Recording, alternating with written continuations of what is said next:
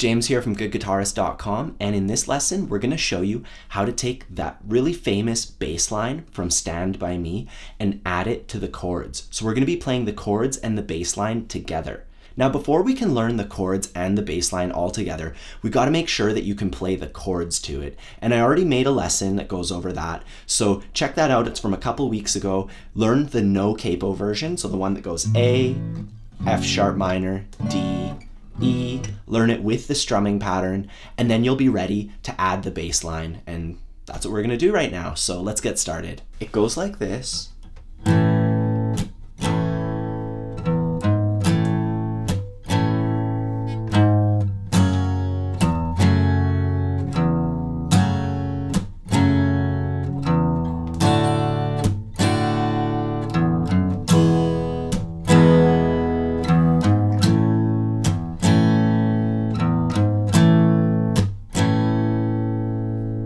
And it's actually not that difficult.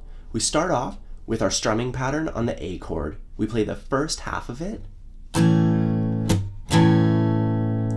then, so that's the lowest string, open, then the fourth fret. And then we do the first half of the strumming pattern on the A chord one more time. And then we just play the fourth fret of the lowest string. So all together.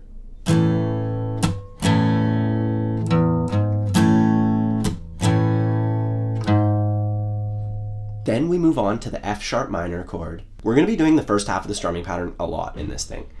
Anyways, we do the first half of the strumming pattern, and then we lift our first finger a little bit, or just slide it down a tiny bit, so that we can play the open lowest string. And then we do that again. So we just do the same thing twice on that F sharp minor chord. I'll do all of it.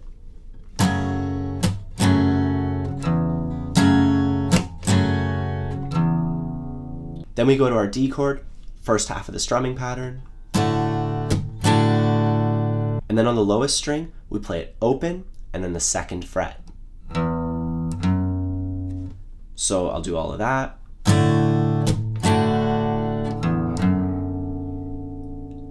And then we quickly switch to our E chord. So that's going to be probably the trickiest part, is going. So you can just practice going O to E, O to E. Moving on, we land on that E chord, do the first half of the strumming pattern, and then on the lowest string, O, 4, and back to our A chord. So that's how you combine the bass line with the chords. I'll play through it slowly one more time just so you can see the whole thing.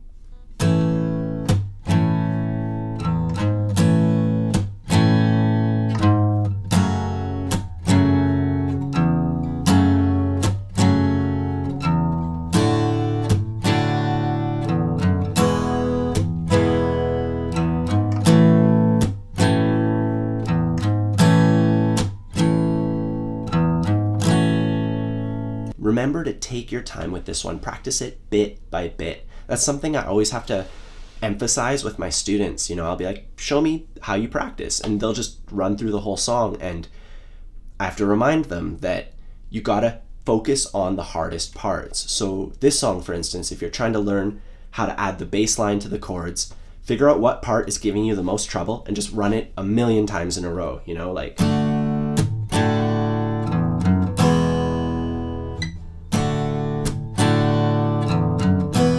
Just do that like 1,000 times, and eventually you'll be pretty good at it, and then you can try going through the whole thing again and see if you maybe stumble at another point, and then work out that bit, you know. So just start playing it, see where you screw up, and then really focus on that part. That's the best way to get better. So that's how you play Stand By Me with a bass line. If you found that this lesson was maybe a little beyond your level, or you need help kind of putting it all together, I recommend taking a look at my ebook. It's free to all of my subscribers, and it has all the basics in there. And if you find that you need help processing all that information, because there's quite a lot of information in that ebook. If you need maybe more of a step-by-step approach, I also have a complete course. There's more information down below. You can check it out if you need any extra help learning how to play guitar.